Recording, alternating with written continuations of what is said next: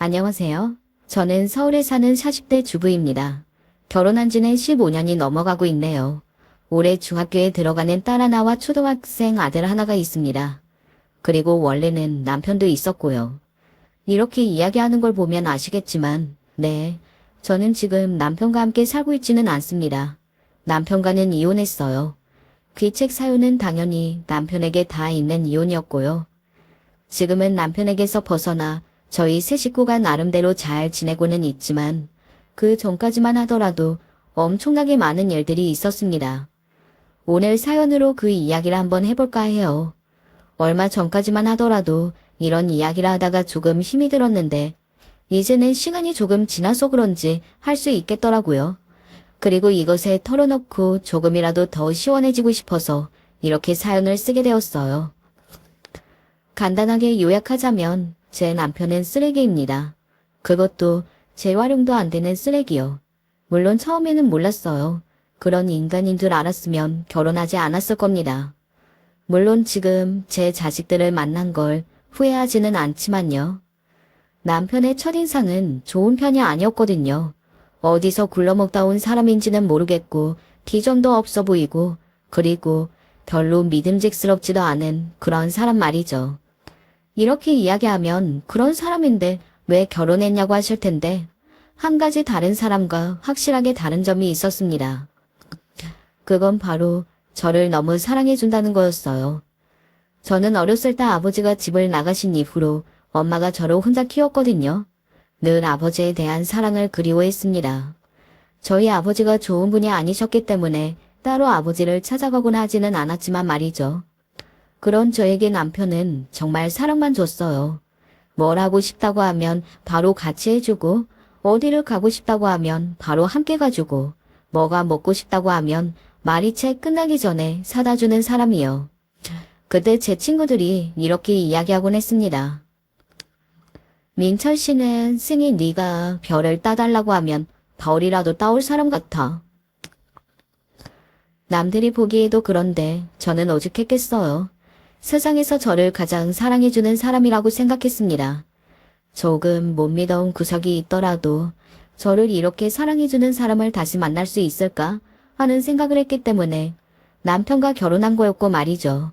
그리고 시간이 지나고 이제는 남편에 대한 안 좋은 감정밖에 남지 않은 이 시점에도 그때 남편의 마음을 의심하지는 않아요. 뭐 그랬으니 그 꼴을 보고도 여태 살았던 건 아닐까 하는 생각을 하기도 하고요. 뭐 하나 가진 것도 없고 가족도 제대로 된 가족이 없는 저를 사랑해주고 가족을 만들어줬다는 그 고마움이 완전히 없어질 만큼의 큰 배신이 있고 나서야 저는 정신을 차렸습니다. 사실 그 전에 남편은 변했고 수없이 많은 배신들이 있기는 했어요. 남편의 첫 배신은 저에게 거짓말을 밥 먹듯이 한다는 것이었습니다. 이번에는 정말 취직했어. 이런 거짓말은 아주 상습적이었어요. 저나 남편이나 집안 사정이 그리 좋지 못한 탓에 둘 다 돈을 벌어야 했거든요.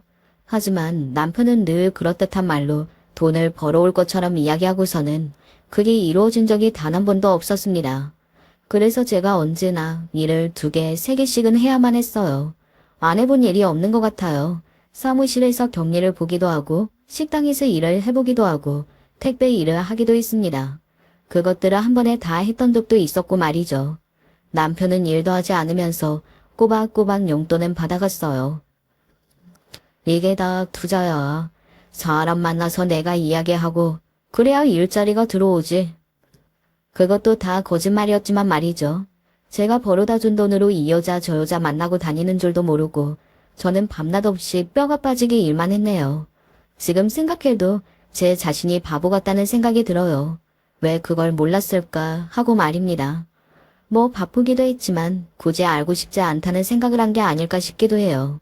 앞서 이야기했다시피 저는 정상적인 가정에서 자라지 않았고 그래서 저희 자식들은 그런 평범하고 정상적인 가정에서 자라게 하고 싶다는 생각이 강했거든요. 그러려면 엄마 아빠 모두가 있는 집이어야만 했고 말이죠.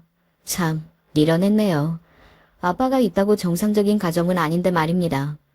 저 몰래 통장에 돈을 빼다 쓰거나 일을 한다고 하고서는 거짓말을 한 것, 돈을 얼마 주면 좋은 자리에 취직을 시켜준다고 해서 목돈을 가져간 일도 있었는데 나중에는 그게 사기였다며 제 앞에서 펑펑 울었던 적도 있었거든요. 그래서 저는 남편을 달래며 돈은 또 벌면 된다고 위로했었는데 그것도 본인이 어디다 가져다 쓰고 저에게 거짓말을 했던 거였더라고요. 뭐 다 나중에 알게 된 사실입니다. 그런 수많은 거짓말과 배신이 있었지만 그럼에도 불구하고 제가 남편을 놓지 못한 이유는 저희 가족을 지키기 위해서와 그래도 저를 여전히 사랑한다고 믿었기 때문이었습니다. 지금에 와서 돌이켜 생각해보면 남편의 첫 바람을 알게 되었을 때 그 모든 것들을 놓고 이제 이 사람은 과거의 그 사람이 아니라는 것을 인정했었어야만 했던 것 같아요. 남편의 첫 번째 외도를 알게 된 건 정말 우연이었습니다. 민지 아빠, 오늘 근사하게 차려입었던데? 근사하게요? 어떻게요?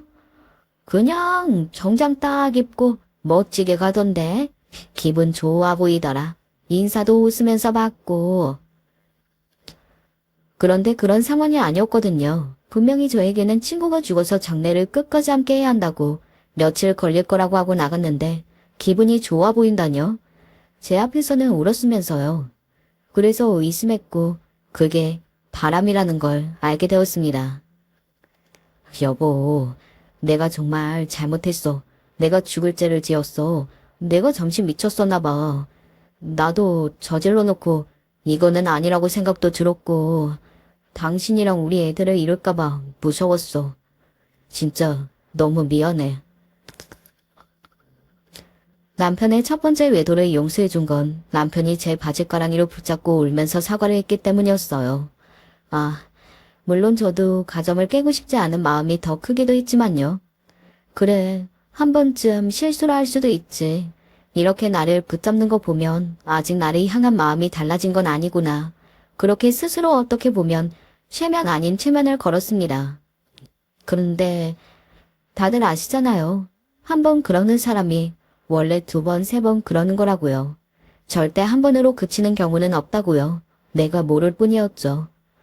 제가 두 번째 바람을 알게 되고 그걸로 저희 집이 완전 풍비박산이 났지만 아마 그 사이에 다른 여자들이 더 있을 거라고 생각합니다. 그 사람은 그런 인간이니까요. 첫 번째 외도를 저에게 들키고 난 뒤 한동안은 남편이 참 잘했습니다. 저에게도 잘하고 아이들에게도 잘했어요. 그리고 가장 달라진 점은 이거였습니다. 나 취직했어. 남편이 취직한 겁니다. 친구의 소개로 한 공장의 관리자로 취직을 한 거였어요. 작은 공장이었지만 그래도 꾸준히 돌아가는 공장이고 다른 직원들이 일이 능숙해서 자신은 별로 할 일이 없을 것 같다고 너무 운이 좋다고 웃으며 이야기했던 게 기억이 나네요. 저도 정말 기뻤습니다. 우리 가족에게 제 이막이 열린 것 같고 말이죠. 첫 번째 외도를 저에게 들킨 후 저와 아이들을 잃을 것이 너무 두려웠고 자신이 정신을 차리고 살지 않으면 안 되겠다고 취직 자리까지 알아보고 취직했던 남편. 이게 얼마나 갔을 것 같으세요? 저는 물론 남편을 겪어봤기 때문에 그게 길지 않을 수도 있다고 생각은 했지만 고작 6개월이었습니다. 6개월이요. 나 회사 그만뒀어. 왜? 너무 편하고 좋다며. 당신 일하는 것 대비 월급도 잘 나오고. 돈이 중요한 게 아니잖아. 아니, 무슨 이유인데. 이유나 좀 들어보자. 왜 그만둔 건데? 6개월간 꼬박꼬박 월급을 받아오는 남편을 보면서 정말 행복했거든요. 이게 진짜 제대로 된 가정이지 하는 생각도 들었지만 제가 워낙 힘들게 돈을 벌어왔던지라 이제는 조금 편해지지 않을까 하는 기대도 있었고요. 그게 한순간에 다 날아갔으니 제가 얼마나 허탈했을지는 들으시는 분들도 아실 수 있을 걸로 생각합니다. 남편의 대답에 얼이 빠졌던 기억이 있네요. 공장장 그 새끼가 나한테 소리를 지르잖아. 소리를 질러서 그만뒀다고. 아니, 점심시간에 10분 정도 늦었다고 냅다 소리를 지르는데 그런 사람이랑 나는 일 못해. 밥 먹는 걸로 지랄을 해. 왜? 알고 봤더니 남편은 매일 10분에서 20분 정도 늦는 거였더라고요. 그러면서 공장 가동에 문제가 생기고 손해가 나니까 공장장으로서는 참다 참다 이야기를 한 건데 남편은 고작 그 정도로 지랄한다. 뭐 이렇게 반응하니 그분도 욱하셔서 소리를 지른 거라고 말이죠. 그 일자리를 소개해준 친구와도 연이 끊긴 걸로 압니다. 제가 다 그분에게 죄송했던 기억이 있네요. 친구라고 소개해준 걸 텐데 그런 꼴을 당한 거니 말이죠. 대충 남편이 어떤 인간인지는 아실 수 있으시겠죠. 책임감도 없고 철도 없고 생각도 없는 그런 사람이요. 왜 그런 말들을 하고는 하잖아요. 여자는 자신을 좋아해주는 남자와 결혼해야 한다는 말입니다. 그건 적어도 기본적인 책임감이나 생각이 있는 사람을 두고 하는 말이라는 걸 정말 명심해야 할 것 같아요. 그리고 그 이후로 남편이 제대로 된 직장에 취직한 적은 없습니다. 매번 어디 아르바이트식의 일을 하다가 그만두고 어딘가 계약직으로 들어갔다가 일을 못해서 계약 기간이 채 끝나기 전에 잘리고 그런 일의 반복이었어요. 사기꾼처럼 말은 어찌나 번지르르하게 잘하는지 매번 이유를 찰떡같이 만들어냈습니다. 일을 그만둔 이유나 자기가 그 일을 할 수 없는 이유, 그리고 뭐 앞으로는 이렇게 하겠다는 말까지 말이죠. 모두 다 거짓말이었고 지켜지지 않는 약속들 뿐이었지만요. 남편의 두 번째 외도를 알게 되기까지 저는 그렇게 또 매번 속아가며 지냈습니다. 두 번째 외도를 알게 된 건 제가 먼저 이상하다고 느꼈기 때문이었어요. 그때는 첫 번째 외도 이후 세월이 꽤 흐른 상태이기도 했고 남편도 더 이상 저에게 변명 같은 걸 하지 않을 때였거든요. 전화를 왜 여기서 안 받아? 내가 어디서 전화 받는 것까지 네 눈치를 봐야 하니? 그니까 제가 질문을 하면 이런 식으로 나오던 시기였습니다. 그전에는 그래도 번지르르하게 거짓말이라도 했는데 그런 노력조차 하지 않은 거요. 무슨 말인지 다들 아시겠죠? 사실 당시에 저는 남편의 외도를 어느 정도는 짐작하고는 있었지만 그때 제 마음이 굉장히 많이 힘들 때였거든요. 엄마가 아프셨습니다. 암이라는 이야기에 하늘이 무너져 내리는 것 같았는데 시한부의시라는 말까지 들은 뒤로는 일상생활이 힘들 정도였어요. 저희 엄마는 아직 일흔이 되지 않으셨거든요. 그런데 벌써 엄마를 보내야 할지도 모른다는 생각에 정말 많이 힘들 때였습니다. 나 요즘 힘들잖아. 당신이라도 내가 신경 안 쓰게 잘하면 안 돼? 이럴 때만이라도? 그냥 네가 나를 신경 안 쓰면 될 일 아니야? 나 신경 쓰지 마. 그렇게 퉁명스럽게 이야기하던 남편에게 정말 많이 섭섭했던 기억이 있네요. 왜 사람은 기쁠 때보다 슬플 때나 안 좋을 때 옆에서 함께 해주는 사람이 정말 진짜인 거잖아요. 어떻게 보면 남편은 처음부터 끝까지 그런 의미에서는 정말로 제 편이 아니었던 것 같기는 하네요. 본인이 좋을 때만 잘해준 거니까요. 어지간하면 모른 척 했을 겁니다. 하지만 정도가 점점 더 심해졌어요. 너 이번 주 주말에 안 들어가? 이제는 거짓말을 할 생각도 없어? 그런 노력도 안 하니? 그러게 내가 그냥 갈라서 자고 했잖아. 남편은 배째라는 식이었어요. 어차피 자신은 가진 것도 없어서 이혼하면 손해될 건 없다면서 말이죠. 남편은 알고 있었습니다. 제가 쉽게 이혼을 이야기하지 않을 거라는 사실을 말이죠. 제가 가정을 어떻게 생각하는지 그 누구보다 가장 잘 알고 있는 사람이었으니까요.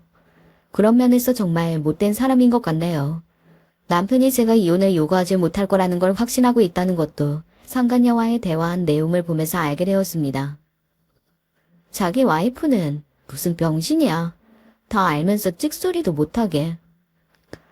제가 아버지 없이 커서 새끼들을 아버지 없이 키우는 걸 무서워해.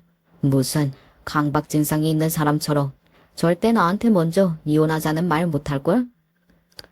그 이야기 들으니까 자기 와이프 좀 불쌍한데. 불쌍하기는 뭐가 불쌍해. 그냥 네 말대로 병신이야. 병신.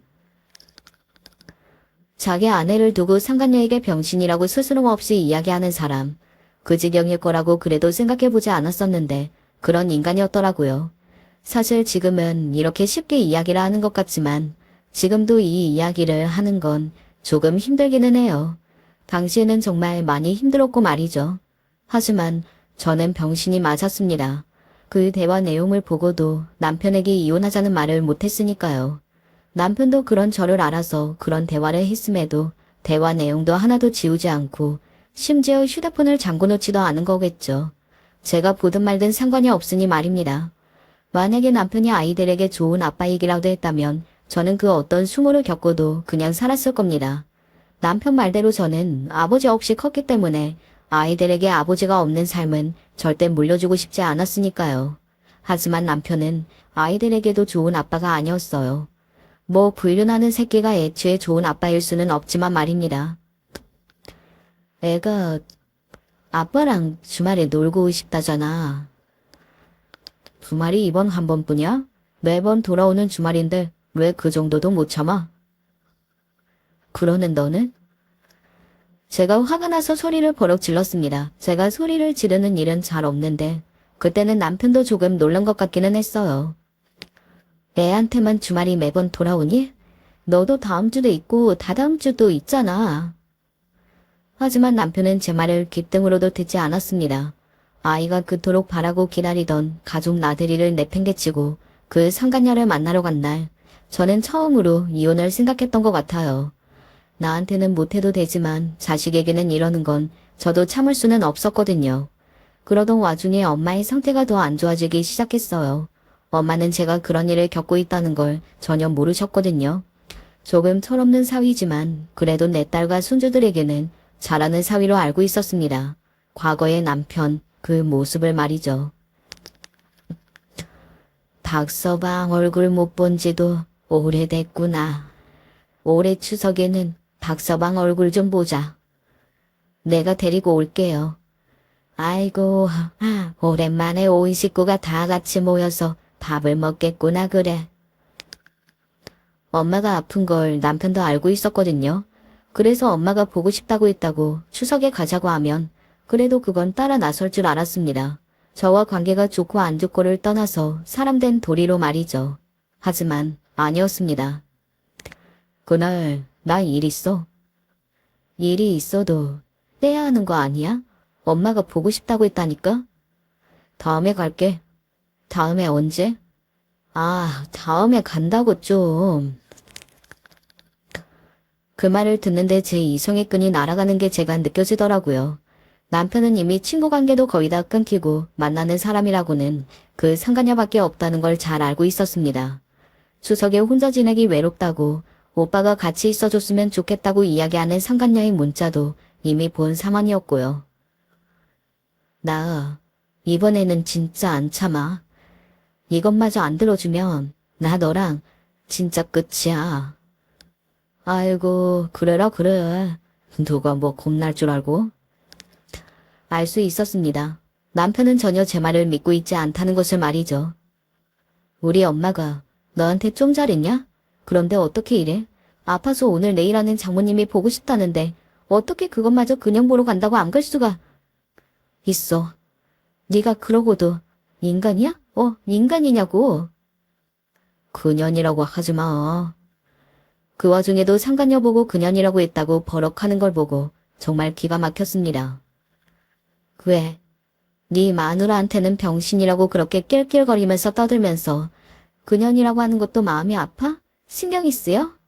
야, 그만하라고. 그때였습니다. 아빠, 바람났어. 저는 그 자리에서 그대로 굴렀어요. 저와 남편의 대화를 딸아이가 모두 들은 겁니다. 그 순간 저에게 누가 얼음물을 쏟는 기분이 들었던 것 같아요. 남편도 그건 예상 밖이었는지 인상을 쓰기는 하더라고요. 어린 딸아이에게 들킨 건 지도 쪽팔리기는 했던 모양이었습니다. 네가 고래고래 소리를 질러서 애도 알게 됐잖아. 젖바나장도 유분수지 되려 본인이 소리를 버럭 지르더군요. 하지만 저는 그 상황에서 다른 말을 하지 못했습니다. 할 수 없었어요. 완전 넋이 나갔거든요. 아이가 이 사실을 알게 되었다는 것이 저에게는 엄청난 큰일이었으니까요. 됐고 나는 나가니까 네가 알아서 해결해. 그 상황에서 남편은 도망가듯 자리를 피했습니다. 무책임한 사람이라고 생각은 했지만 그 정도일 줄은 몰랐거든요. 자식의 문제에서까지 말이죠. 저는 아이에게 무슨 말이든 하고 싶었지만 입이 떨어지지 않았고 그저 놀라선 눈물만 흘렸습니다. 아이가 되려 저를 안아줬던 기억이 아직도 생생하게 나요. 그리고 그 기억을 떠올릴 때면 남편을 죽이고 싶다는 생각이 들곤 합니다. 그리고 남편은 결국 추석날 저와 자식들 그리고 시한부 판정을 받고 자신을 보고 싶다고 했던 장모님을 외면하고서는 그 상간녀를 만나러 갔습니다. 전화를 얼마나 했는지 몰라요. 하지만 받지 않더군요. 마지막에는 꺼져 있기까지 했고요. 정말 많이 울었습니다. 사람에게 받을 수 있는 상처 중에 가장 큰 상처이지 않을까 싶을 만큼 마음이 아팠어요. 그리고 그 다음에는 엄청나게 큰 분노가 찾아왔습니다. 저는 어떤 결심을 할 수밖에 없었어요. 아버지랑 연락하지? 갑자기 네 아버지는 왜? 나 아버지 연락처 좀 알려줘. 앞서 이야기했다시피 저희 아버지는 정말로 질이 좋지 않은 사람이었습니다. 그래서 헤어지고 사는 동안에도 단 한 번도 만나볼 생각조차 하지 않았고 말이죠. 하지만 만나야 했습니다. 목적과 용건이 생겼거든요. 엄마는 의아해했지만 그래도 별다른 질문을 하지 않고 아버지의 전화번호를 알려줬어요. 제 생각에는 그것도 엄마가 떠난 뒤를 생각하고 준 것 같아서 지금 생각하면 눈물이 납니다. 네가 먼저 연락할 줄은 몰랐다. 저도 제가 아버지한테 연락을 할 날이 올 거라고는 생각 못했어요. 무슨 부탁을 하고 싶은 게 있는 거지? 어떻게 하셨어요? 그게 아니고서는 네가 나를 찾을 이유가 없지 않나? 맞는 말이기는 했습니다. 그거 아니고서는 제가 아버지를 찾을 일이 없기는 했어요. 오랜만에 보는 아버지는 많이 늙으셨더라고요. 예전에는 외모에서 풍기는 그 분위기마저 험악하고 말을 걸기 힘들어 보이는 모습이었는데 어딘가 상당히 많이 유들유들해진 것 같다고 생각했던 것 같습니다. 그래, 다 이야기해라.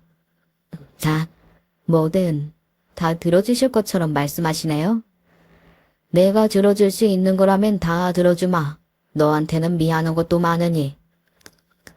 사실 아버지가 그렇게 이야기한다고 해서 어린 시절 엄마와 저에게 못했던 것에 대해서 용서할 마음은 없었습니다. 늙어버린 아버지의 모습을 보면서도 안쓰럽기는커녕 이 양반도 나이가 드니까 어쩔 수 없구나 하는 생각만 들었으니까요. 아버지 전문 분야라서 찾아왔어요. 제 그 말에 아버지가 고개를 끄덕였습니다. 예상하신 듯 했어요. 제가 뭐 돈을 달라거나 뭔가 다른 걸 요구할 거라고는 생각하지 않으셨을 테니까요. 엄마 일 아니면 이런 일일 거라고 짐작하셨겠죠. 사람 하나를 사람 구실 못하게 만들고 싶은데요. 이야기를 여기까지 들으신 분들은 이제 저희 아버지가 뭘 하시는 분인지 궁금해하실 겁니다. 짐작하신 분들도 있으시겠지만 저희 아버지는 건달이었어요. 흔히들 이야기하는 조폭? 뭐 그런 거 말입니다. 그래서 감옥도 몇 번 들락거릴 정도로 막 사는, 그리고 지금도 막 사는 사람이었거든요. 왜 제가 아버지를 찾아갈 생각을 한 번도 하지 않았는지 이제는 아시겠죠? 어디다 아버지에 관한 이야기를 한 적은 단 한 번도 없었습니다. 특히 성인이 되고 나서는 정말 하지 않았어요. 그 뭐 좋은 이야기라고 하겠어요. 아이는 저를 무서워서 피하거나 무시하며 피하거나 둘 중 하나밖에 없었는데요. 그래서 당연히 남편도 몰랐습니다. 돌아가셨다고 했어요. 남편도 그래서 그런 줄 알았고요. 이런 일이 아니었다면 저는 아마 평생 남편에게 아버지에 대해 이야기하지 않았을 겁니다. 그래, 누구냐? 아버지는 덤덤하게 되물으셨고 저는 제가 여태 모아온 남편의 불륜과 저를 모욕했던 대화의 내용들을 내밀었어요. 남편이요.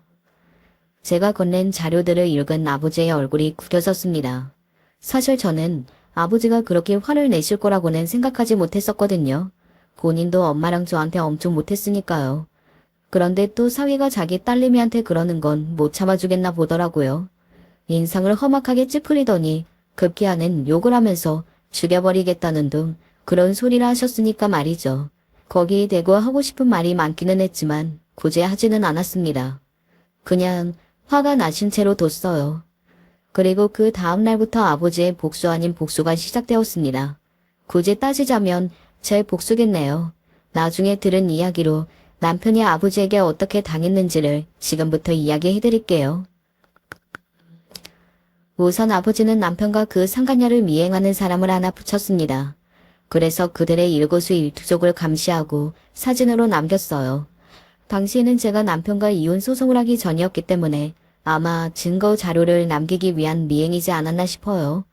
그리고 어느 정도 자료가 모아졌다고 생각이 드셨을 때 저에게 그 자료들을 주시며 변호사 한 명을 소개해 주시더군요. 내가 아는 변호사 중에 일 제일 잘하는 놈이야. 내가 특별히 부탁 잘해놨으니까 아주 잘해줄 거다. 아는 변호사가 몇 명씩이나 되냐고 묻고 싶었지만 그다지 좋은 대화가 될 것 같지는 않아서 그 말을 삼켰었던 기억이 나네요. 변호사를 선임하는 비용이나 다른 것들은 아버지가 다 해결해 주셔서 저는 비교적 편안하게 소송을 진행하게 되었던 것 같아요. 그리고 남편은 게임을 정말 많이 했거든요. 상간녀를 만나러 나가지 않는 날이면 하루 종일 방에 들어가서 나오지 않았으니까요. 그 컴퓨터도 예전에 자기가 그걸로 일할 수 있는 게 생겼다고 저에게 거짓말을 해서 받아간 돈으로 산 좋은 컴퓨터였습니다. 저는 게임에 대해서 잘 모르니까 뭘 어떻게 할 건지는 몰라도 그 안에서 남편이 사기를 당했고 그 사기를 친주제의 아버지의 아랫사람이었다고 들었습니다. 화가 잔뜩 난 남편이 그 아버지 밑에 있는 남자와 밖에서 만나기를 요구했고 만나고서는 엄청나게 많이 두들겨 맞았다고요. 병원에 입원을 할 만큼 말이죠. 내가 합의해줄 것 같아? 너는 이제 깜빵 들어가는 거야. 이 양아치 새끼야. 남편이 병원에 들어누워서 합의를 안 해주겠다고 난리를 쳤었지만 얼마 지나지 않아서 바로 합의를 해줄 수밖에 없었습니다. 조직의 다른 사람들이 우르르 병원을 찾아가서 그 앞에 서 있었다고 하더군요. 남편이 벌벌 떨면서 합의서에 사인을 했다는 말을 들었던 것 같아요. 물론 거기서 끝나지는 않았습니다. 어느 날 모르는 번호로 전화가 왔어요. 제발 부탁인데 저 용서해 주시면 안 될까요? 누구신데요? 거기 남편이랑 만나던 여자요. 거의 울면서 전화를 한 여자는 남편과 만나던 상간녀였습니다. 제발 만나달라고 사정사정을 하더군요. 솔직히 만나고 싶지 않았거든요. 그 얼굴을 보면 남편이 저에게 했던 말이나 행동들이 다시 떠오를 거고 그 두 사람이 저를 두고 낄낄거렸던 걸 다시 되새길 테니까요. 그래서 만나고 싶지 않았지만 무슨 이야기를 할지 궁금하기는 했습니다. 그래서 그 자리에 나갔어요. 나와주셔서 감사합니다. 그렇게 말하는 그 상간녀는 살이 빠진 건지 원래 마른 건지 완전히 기운이 다 빠진 채로 얼굴 상태도 굉장히 좋지 않아 보였어요. 어딘가 아픈 사람같이 보이기도 했고 무언가에 굉장히 시달리는 사람 같아 보이기도 했습니다. 계속 주위를 두리번거리며 겁을 먹은 듯 행동했고 말이죠. 아버님한테 제발 용서해달라고 제가 죽을 죄를 지었다고 다시는 이런 일 없게 할 테니 제발 그만하시라고 말 좀 전해주시면 안 될까요? 하라는 건 다 할게요. 그 인간이랑은 진작에 헤어졌어요. 제발요. 그러면서 본인이 무슨 일을 당했는지 이야기하더군요. 처음에는 회사로 알 수 없는 전화가 자꾸 와서는 그곳에서 일하는 어떤 사원이 불륜이라는 말을 했다고 합니다.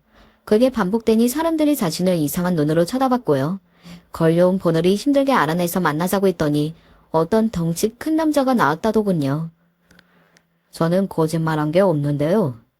아니, 누구신데 제 이야기를 그렇게 막 하고 다니시냐고요. 그 여자 동생이에요? 동생이면 뭐 어쩔 건데 니가. 그렇게 이야기하는데 숨이 확 막히더라고 하더군요. 내사 인물은 아니라는 생각이 들었다고 말이죠. 그리고 자신이 듣기로는 저에게 형제 같은 건 없다고 들었는데 그것도 이상했다고요. 아니, 대체 그 여자랑 무슨 관계이시길래 저한테 이러시냐고요? 고소라도 당해봐야 정신을 차리겠어요? 고소? 그래, 해봐. 고소라는 말에 겁을 먹기는커녕 비웃으면서 하라고 변호사까지 추천해 주더랍니다. 그렇게 나오니 오히려 상간녀는 굉장히 당황한 거고요. 고소가 안 무서워요. 나 진짜 한다면 해요. 허실 아닐까요. 내가 뭐 그런 걸로 벌금을 한두 번 내본 것도 아니고 나는 깜빵도 이미 여러 번 갔다 온 사람인데 그런 협박이 무섭겠어요? 네. 그 말에 겁을 너무 먹어서 더 이상 다른 말을 하지도 못하고 그 자리를 떴다고 말이죠. 그리고 집에 와서 생각한 끝에 자기도 심부름센터에 그 사람이 누군지 의뢰했다고 합니다. 그래서 알게 됐어요. 그쪽 아버지가 이러고 있는 거. 네, 알아요. 제가 부탁한 일이에요. 제 그 말에 상간녀는 눈을 동그랗게 뜨고서는 저를 바라보더군요. 제가 아버지한테 부탁해서 이런 일이 생긴 거라는 건 전혀 예상하지 못했던 것 같았습니다. 뭐 그도 그럴 것이 남편이 저에 대해서 한 이야기들을 보면 이해가 되지 않은 것도 아니었어요. 왜요?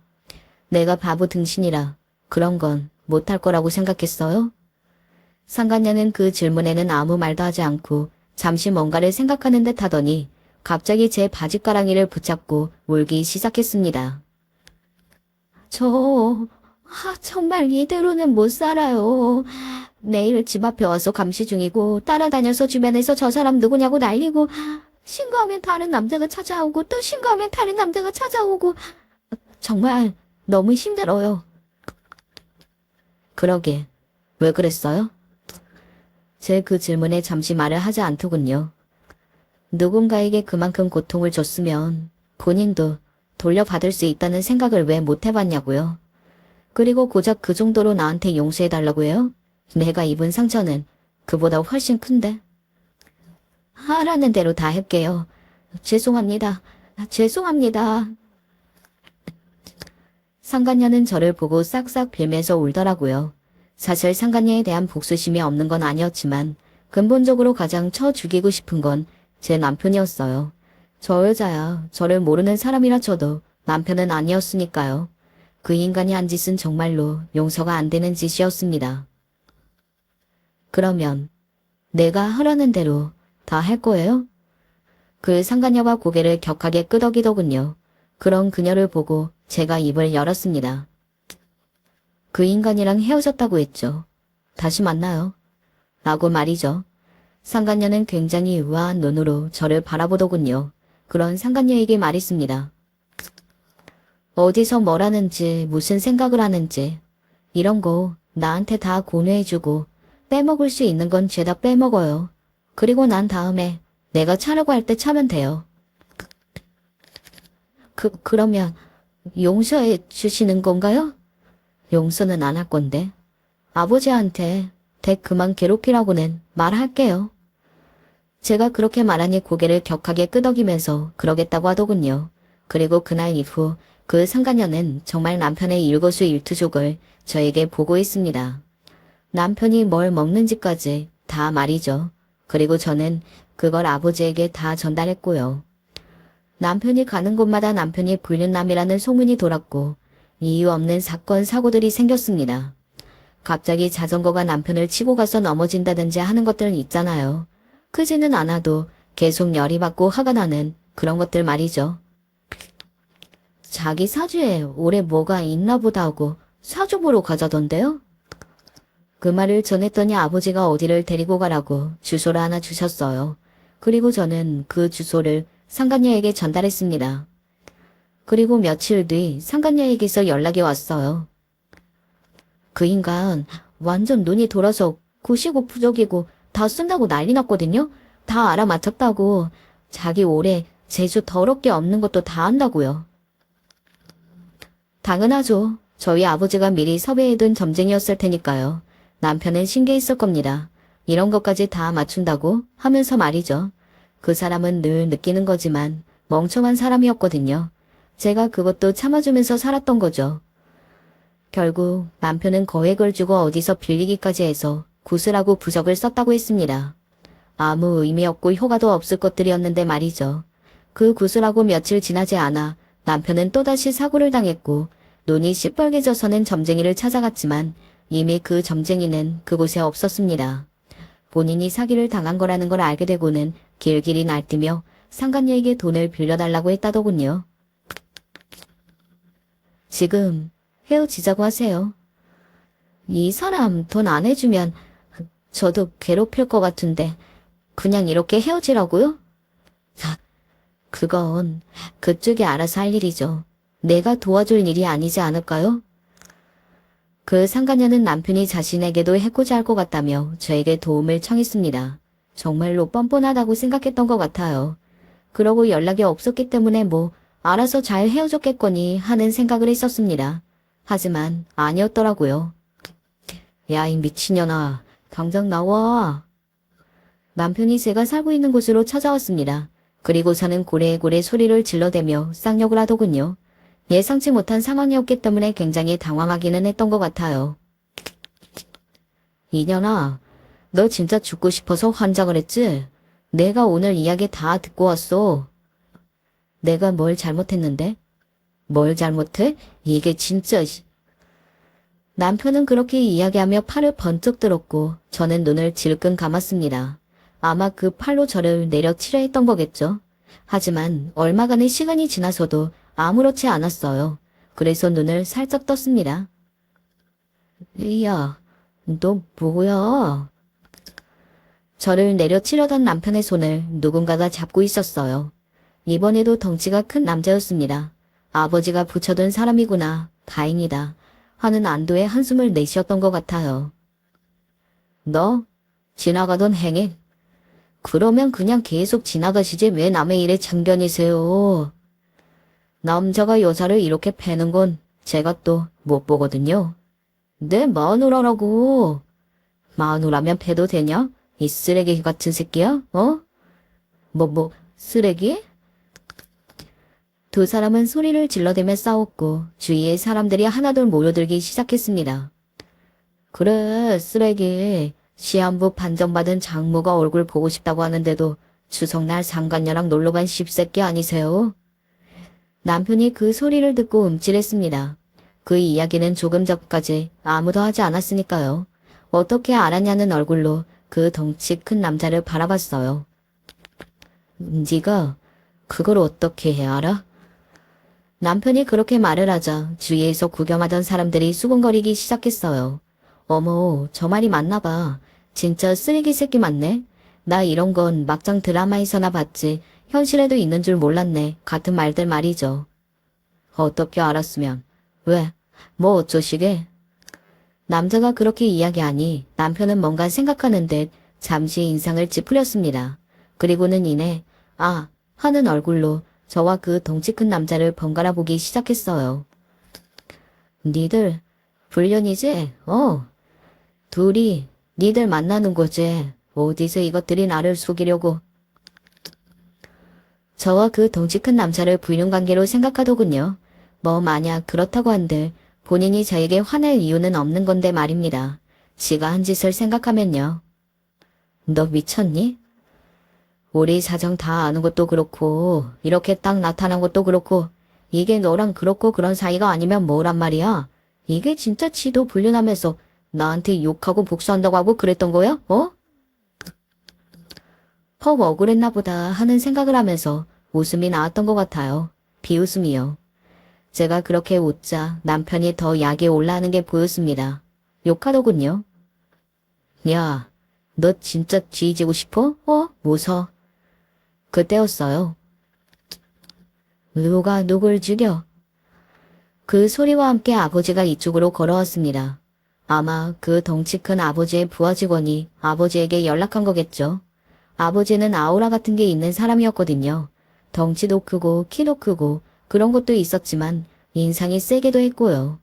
그리고 하는 일이 하는 일이다 보니 그동안 그런 기운 같은 게 쌓인 것도 있었을 겁니다. 한눈에 봐도 예사롭지 않는 사람이라는 걸 알 수 있는 분위기가 딱 있었어요. 형님, 오셨습니까? 덩치 큰 남자가 아버지에게 고개를 숙이며 인사를 했습니다. 그리고 그 모습을 본 남편의 눈은 더 휘둥그레졌어요. 이게 다 무슨 상황인가 싶기는 했겠죠. 알고 있는 저도 눈앞에 펼쳐진 그 상황이 진짜인가 했으니까요. 댁은 누구신데요? 남편이 아버지의 그 미약감에 놀려 말을 더듬거리며 물었습니다. 아버지는 그런 남편을 가만히 보다가 낮은 목소리로 말했어요. 예, 아버지 되네만 이라고 말이죠. 그 말을 들은 남편의 입이 떡 하고 벌어졌습니다. 아마 놀라기는 굉장히 많이 놀랐을 거예요. 제가 아버지는 돌아가셨다고 한 뒤에 단 한 번도 아버지에 대해 이야기하지 않았고 그건 엄마도 마찬가지였으니까요. 집안에 아버지의 흔적이 지나치게 없는 걸 언젠가 한번 궁금해했던 적이 있지만 말입니다. 아버지라니, 아버지는 돌아가셨다며? 남편이 그렇게 이야기하자 아버지는 잠시 저를 보더군요. 뭐 실망한 얼굴이나 슬퍼하는 얼굴은 아니기는 했어요. 아, 그렇게 이야기를 했구나 하는 얼굴이었지 말입니다. 뭐 양심이 있는 인간이라면 제가 어떻게 이야기를 했건 받아들여야 하긴 했습니다. 내가 젊어서 아내와 딸아이한테 잘못한 게 워낙 많기도 하고 하는 일을 하는 일이다 보니 딸애가 그렇게 이야기하고 다닌 것도 이해는 가는걸. 아버지의 말을 듣고 남편이 저를 빤히 쳐다봤습니다.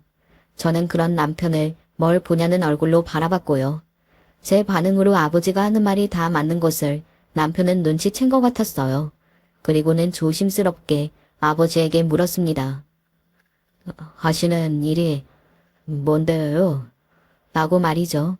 하지만 굳이 듣지 않아도 알 수 있었을 겁니다.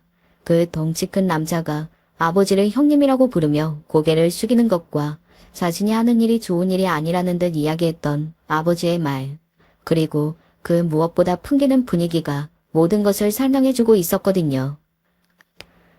그냥 이것저것 많이 하지. 술 장사도 하고 돈놀이도 좀 하고 그리고 가끔 마음에 안 들거나 잘못한 게 있는 사람들 손봐주러 다니기도 하고. 건달이라는 이야기를 참 우아하게 돌려서 하는구나 하는 생각에 순간적으로 웃음이 나올 뻔했던 것 같아요. 술 장사, 돈놀이요? 남편이 뭔가를 알아차린 듯 말을 더듬었습니다.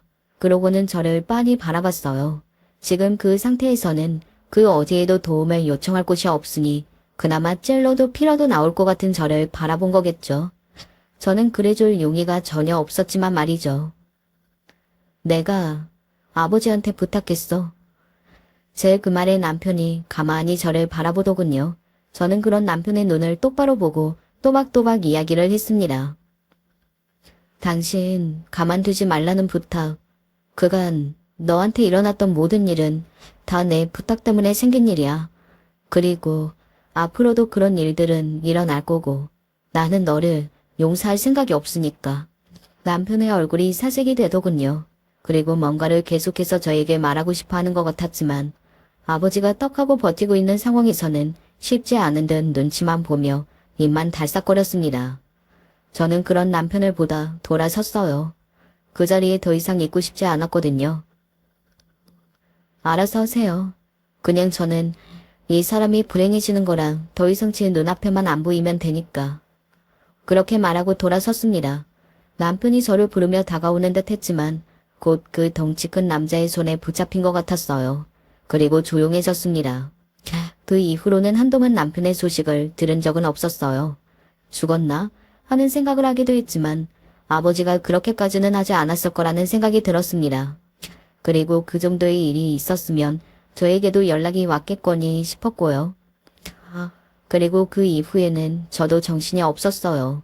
엄마가 정말 많이 상태가 안 좋아지셨거든요. 남편과 제 이야기는 직접적으로 이야기를 해드리지는 않았지만 그래도 엄마는 분위기로 다 아는 것 같았습니다. 저와 남편이 헤어졌다는 사실을 말이죠. 마지막 가시는 길에 불효 아닌 불효를 하는 것 같아서 저도 마음이 너무 무거웠어요. 그럴수록 남편이 미워졌고요. 그날도 얼마나 울었는진 몰라요. 병원에서 의사 선생님에게 이제 정말로 마음의 준비를 해야 할지도 모른다는 이야기를 전해 들은 다음이었거든요. 저는 아직 엄마를 보낼 준비가 되지 않았는데 말입니다. 이야기 들었다. 의자에 앉아서 울고 있는데 아버지가 다가와서는 말을 걸었어요. 네 엄마가 나한테 부탁하더구나. 혹시 살면서 부모로서 해줘야 할 일이 생길지도 모르니까 너를 잘 부탁한다고. 저는 저 알아서 잘해요. 그니까 그러실 거 없어요. 아버지 도움은 그거 하나만으로 족하니까. 남편 이야기를 하는 거였어요. 가만히 듣던 아버지는 고개를 끄덕이더군요. 저는 그간 궁금했던 걸 물었습니다. 그 사람은 어떻게 됐어요? 라는 질문 말이죠. 아버지는 잠시 생각하는 듯 하더니 말을 하더군요. 그냥 앞으로는 더 이상 너를 귀찮게 할 일이 없을 거다. 이혼도 다 네가 원하는 대로 합의해 줄 거고. 다행히 죽지는 않은 것 같아서 고개를 끄덕였습니다. 그 당시에는 그걸로 됐다. 뭐 알아서 잘하셨겠지 싶었는데 나중에 알고 봤더니 정말로 겁을 많이 준 것 같더라고요. 남편이 아예 서울을 떠났다는 말을 들을 수 있었습니다. 집이나 다른 재산들은 다 제 앞으로 넘긴 뒤 이혼 서류에 사인을 해서 두고 말이죠. 저와 남편은 그렇게 헤어졌어요. 그리고 지금도 남편의 그 이후 소식을 들은 적은 없습니다. 뭐 어딘가에서 또 찌질하게 살고 있겠죠. 그 남자가 달라질 거라고는 생각하지 않거든요. 엄마는 그로부터 며칠 뒤에 돌아가셨습니다. 정말 많이 힘들었어요. 엄마를 잃는다는 고통이 이 정도의 고통이구나 하는 걸 알게 되었던 것 같아요. 제 아이들이 아니었다면 저는 아마 생을 포기했을지도 모릅니다. 그 정도의 고통이었어요. 엄마의 장례는 아버지의 밑에 있는 사람들이 다 알아서 했습니다. 저는 정신이 하나도 없었기 때문에 뭐가 어떻게 되는지도 몰랐는데 나중에 보니 알아서 깔끔하게 잘했더라고요.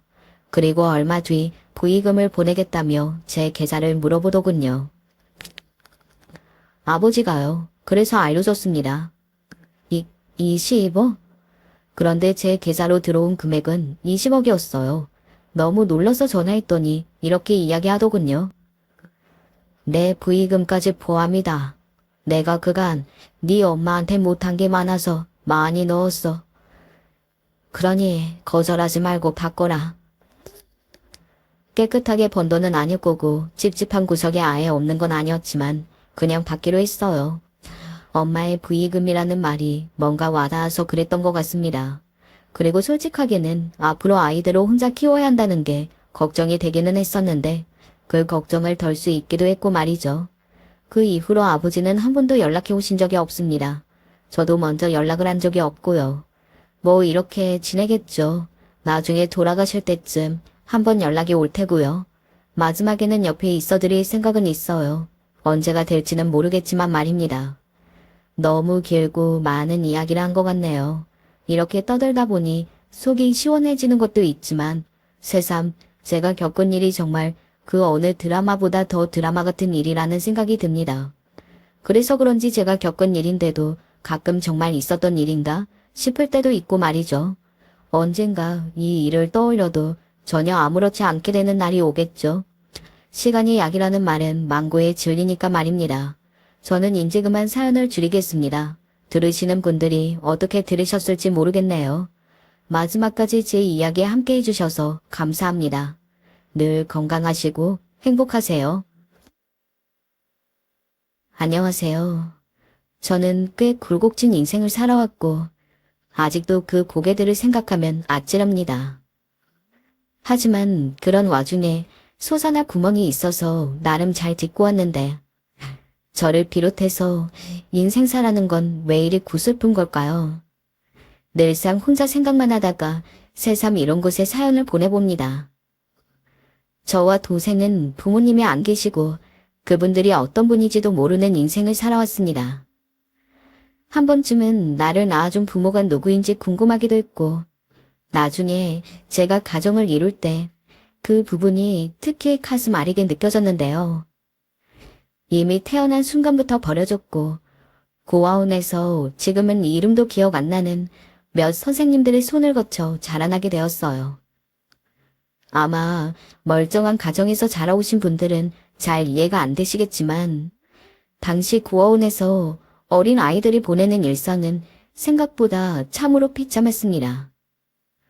매번 음식이 모자랐고 옷도 물려받고 비어있는 시간 동안 원장이 주는 부업들을 하며 매우 고달프고 배고프게 보냈어요. 예쁘장하고 말끔하게 생긴 아이들만 편애하고 행색이 초라했던 저와 동생을 매번 차별하기 일쑤였던 고아원의 생활이 너무 싫었고 결국 거리를 배회하게 되었는데요. 그때 저는 일생 절대 그래선 안 되는 선택을 여기서 하게 되었습니다. 사람은 자기가 한 선택에 책임을 져야 한다는데 당시 제가 너무 어리기도 했지만 2번 다시는 겪고 싶지 않은 끔찍한 경험이었는데요. 저희 같은 고아들만 노리고 있던 소매치기 일당 형들에게 붙잡히게 된 곳이었어요. 다소 험상궂은 인상에 매서운 눈빛으로 우리를 부르는 그들이 무섭기도 했는데, 그러면서도 우리가 제 발로 들어가 꼬여들게 된 것은 이유가 있었어요. 너네 이거 못 먹어봤지? 이리 와봐. 내가 줄게. 한쪽 눈이 심하게 어그러진 형이 우리를 부르면서 한 손에는 크림빵을 잡고 흔드는 것이었어요. 늘상 고아원에 좋은 손님이 올 때마다 주고 가셨지만 원장 가족들과 몇몇 아이들만 불러서 먹이고 저희는 구경만 해보았던 크림빵이었어요. 당시 국민학생이었던 저는 어린 마음에 그게 너무 먹어보고 싶어서 따라가게 되었죠. 크림빵으로 그렇게 발을 들인 곳이었습니다.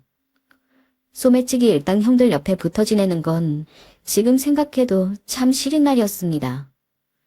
때론 붙잡혀서 얻어맞기도 하며 고아원으로 돌아가고 싶어도 돌아가지 못하는 고통스러운 나날들을 보내게 되었어요.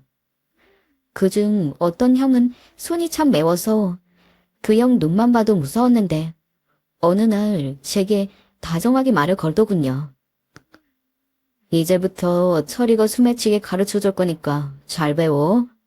잘 배우면 배불림 먹고 따뜻한 곳에서 잘 수 있어.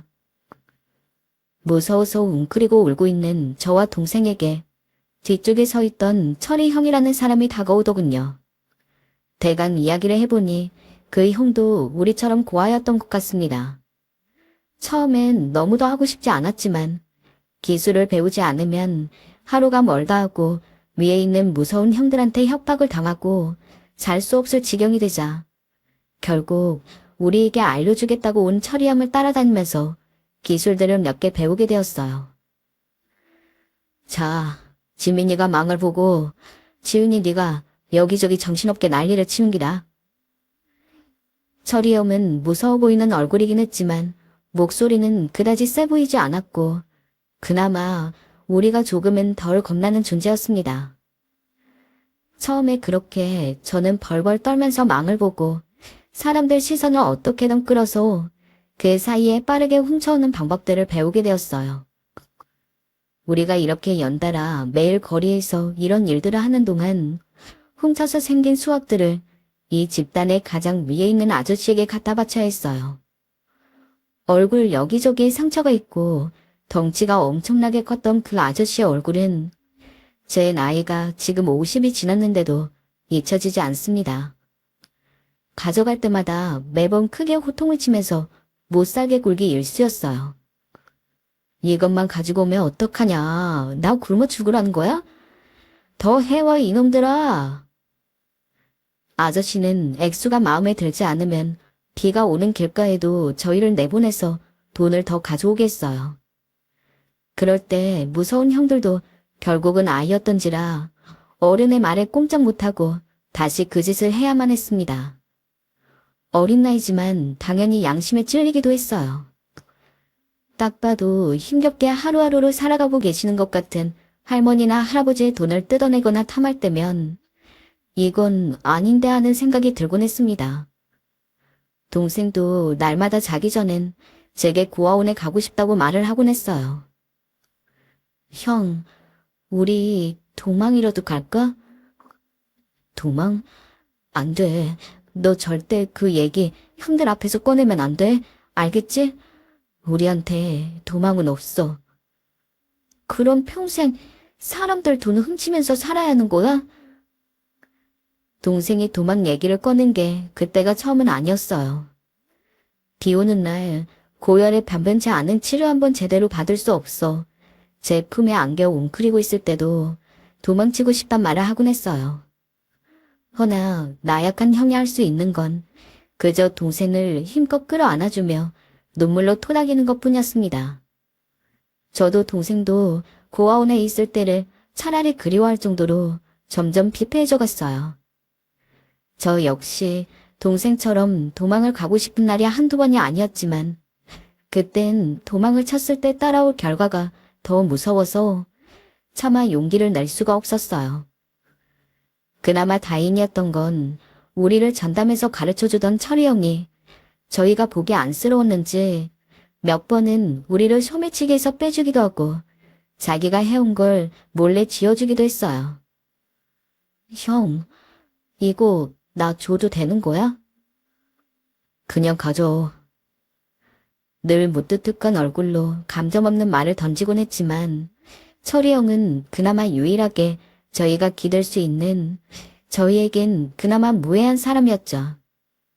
그러던 어느 날 저희가 철이 형과 더 친해진 계기가 있었습니다.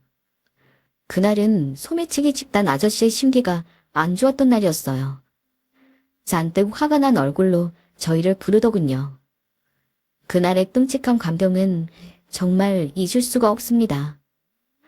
술을 잔뜩 마시고 온 아저씨는 저희들 벌이가 시원찮다며 가장 최근에 들어온 저와 동생을 지목했습니다.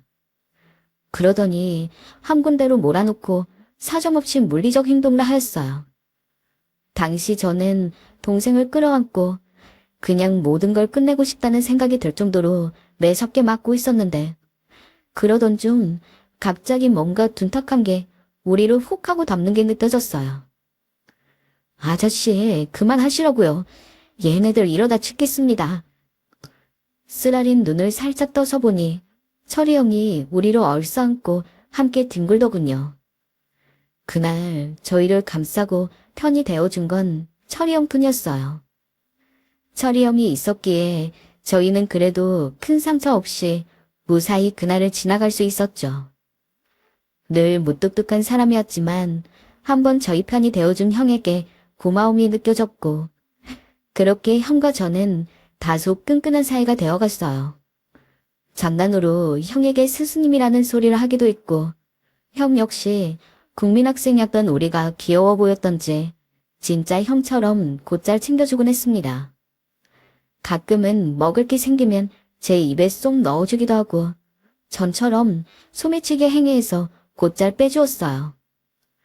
하지만 동생은 그날을 기점으로 정말 도망을 치고 싶어 했어요. 형, 나는 도망갈 거야. 여기 너무 무서워. 장난인 줄 알았지만 어느 날 일어나 보니 동생은 정말 제 옆에 없었습니다. 정신없이 나와 동생을 찾으러 다니기 시작했는데 동생은 없었고 거리는 점점 추워지고 있었어요. 눈에선 비쩍비쩍 눈물이 흐르기 시작했습니다. 그때 제 옆으로 철이 형이 다가와 손을 잡아주며 같이 찾자고 말해주었어요. 사실 동생이 도망친 게 들키기라도 하면 정말 큰일인 상황이기에 형도 그걸 걱정한 것 같았어요. 동생이 도망친 게 그 아저씨의 귀에 들어가면 화살은 제게 돌아올 테니까요. 한참 찾았잖아. 말도 안 하고 가면 어떡해. 동생을 발견한 곳은 어느 낡은 식당 화장실이었어요. 배가 고팠는지 동생은 식당 쓰레기통이라도 뒤지러 들어갔다가 먹을 건 없고 너무 추워 화장실로 뛰어갔는데 그만 변기 위에서 깜빡 잠에 들어버렸다 하더라고요. 미안해, 형. 미안해. 동생이 눈물을 흘리며 미안하단 말을 중얼거리는데 그게 그렇게 가슴이 아팠습니다. 저는 동생을 당장 끌고 나와 바닥으로 내팽겨치며 네 마음대로 할 거면 내 동생 하지 말라는 말까지 던졌습니다. 동생은 그 말이 또 무서웠는지 제게 다가와 바지가랑이를 붙잡으며 미안하단 말을 중얼거렸습니다. 이제 그만하자. 지훈아, 지민이가 아직 어려서 그래. 날씨가 추우냐 얼른 돌아가야 해. 아저씨한테 걸리면 안 돼. 지민아, 형한테 업혀. 지훈아, 부축 좀 해줘.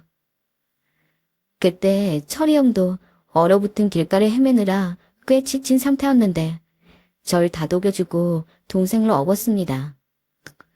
철이 형은 엉엉 울며 걷는 제가 안쓰러웠는지 동생을 업은 상태로 제 손을 꼭 잡고 그러더라고요.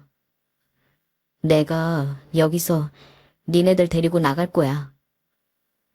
여기서 나갈 수만 있다면 엄마 아빠가 없어도 된다고, 다시는 고아인 걸 원망하지 않겠다고 막연히 속으로 되뇌이고 있던 차에 이 말이 얼마나 꿀처럼 들렸는지 모릅니다. 희망을 품으면 안 된다고 생각했지만 그 이후 저는 형에게 계속 물어보곤 했어요. 우린 나갈 거야. 조금만 기다려, 지훈아. 당시 고등학생이었던 형은 어딘지 모르게 굳은 결심이 선 얼굴이었어요. 저도 동생도 믿을 건 형뿐이었던지라 태어난 얼굴로 소매치기 일당 속에 있으면서도 탈출할 날만을 꿈꾸고 있었어요. 그리고 보름 정도 후 우리는 어렵사리 탈출을 시도하게 되었어요. 저 녀석들 잡아! 하고 아저씨 일당들이 즉각 우리를 잡으러 뛰어나왔지만 철이 형은 호루라기를 몇 번이나 불어대며 경찰이 오는 것처럼 혼란스럽게 만들었어요. 그렇게 열심히 갓지로 도망쳤고 반나절이 지나서야 겨우 터덜터덜 셋이 기차역에서 만나 얼싸안았어요. 바깥 세상으로 나오게 되었으나 어린 우리가 당장 뭔가 먹고 버티기 위해 할 수 있는 게 없었어요. 그때 그러지 말고 어디건 가서 도움을 청해야 했는데 저희에겐 그러면 안 된다고 말해주는 어른도 도움을 주는 사람들도 없었어요. 어딜 가도 쓰레기 취급을 받았고 거지 취급을 받아 쫓겨나기 일쑤였습니다. 그러던 어느 날 동생이 너무 배가 고파 또 쓰레기통을 뒤지려 하는 거예요. 안 돼, 지민아. 너 저번에 이거 먹고 배탈 났잖아. 아무리 배고파도 이건 먹지 말자. 형, 나 너무 배고픈데. 지민아, 지훈아, 형이 먹을 거 구해올게. 요 앞에 식당 아줌마 예전에 아는 사이였어. 한번 부탁드려볼게. 형이 알던 식당 아줌마라니 저는 조금의 기대를 가지고 형을 기다렸어요. 하지만 뒤이어 본 광경은 너무도 가슴이 아팠고 저와 동생은 조용히 못 본 척을 해야만 했습니다. 엄마, 나 배가 고파서요. 뭐 아무거나 남은 오뎅 국물이라도 주면 안 돼요? 지금 나랑 같이 다니는 애들이 있는데 걔네들 아직 국민학생이에요. 너 여기 오지라고 와. 내가 여기 오지 말라 했지. 난 네 엄마 아니라 했잖아. 얼른 가. 네 아빠 오기 전에. 다시 말하지만 절대 오지 말아라. 다음에 오면 소금이라도 뿌려 쫓아버릴 테니. 떼국물이 흐르는 얼굴로 도움을 청했던 중학교 소년의 얼굴을 아들의 얼굴을 어찌 그리 쉽게 외면할 수 있었을까요? 그것도 엄마라는 사람이 말입니다. 형이 찾아간 식당 아줌마는 다름 아닌 형의 엄마였습니다. 저는 막연히 형이 우리처럼 고아라고 알고 있었는데 그건 형이 꾸며낸 이야기였고 진짜 얘기는 따로 있었습니다. 형은 식당 아줌마와 다른 남자 사이에서 낳은 배다른 자식이었는데 그걸 숨기고 싶어하는 엄마에게 버림을 받은 것이었어요. 형은 그날 처음으로 저희 앞에선 눈물을 감추지 못하고 끄끄거리며 울었습니다. 흐르는 눈물을 닦아줘봤자 형의 아픔과 슬픔이 단 한 푼도 덜어지지 않을 것 같아 전 그냥 형과 함께 울어버렸습니다. 세상엔 위로가 되지 않는 슬픔도 있다는 걸 그때 처음 알았던 것 같습니다. 얘들아, 안 되겠다. 우리 다시 소매치기라도 해서 돈을 벌어야 되겠어. 현실은 팍팍했어요. 결국 저희는 다시 소매치기에 손을 대버렸고 배고픔을 해결해 나갔어요. 잘 곳도 딱히 없어 공중 화장실에서 자야 했지만 그래도 일단 배를 골지 않을 수 있어 좋았습니다. 그리고 무엇보다 형이 있으니 전보다 좀 든든한 마음도 있었어요. 허나 그러던 중 너무나 아찔한 일을 겪게 되었습니다. 평소와 같은 흐름이었습니다. 동생 지훈이에게 망을 보게 하고 제가 여기저기 시선을 끌어당긴 다음 철이 형이 그 주변을 도는 웬 아저씨의 품을 슬쩍 하는 거였죠. 나름 익숙한 흐름이었지만 우리 모두 배고픔에 지친 상태라 어딘가 빈틈이 있었나 봅니다. 귀청이 째지는 소리가 들리더니 아주머니가 제 목을 뒤에서 확 잡는 것이었어요. 이보세요. 애네들 좀 보세요. 이것들 소미치게요.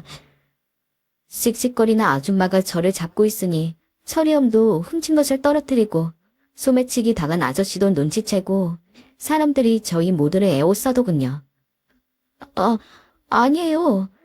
아니긴 뭐가 아니야. 이것들 전문이구만. 경찰서에 보내버려야겠어요. 어린 것들이 아주 못된 짓만 배운데. 얼른 누가 신고 좀 해줘요. 죄송해요. 아저씨, 한 번만 용서해주세요. 너무 배가 고파 그랬어요. 우리를 둘러싼 사람들이 소리를 지르자 저흰 무릎을 꿇고 싹싹 빌었습니다.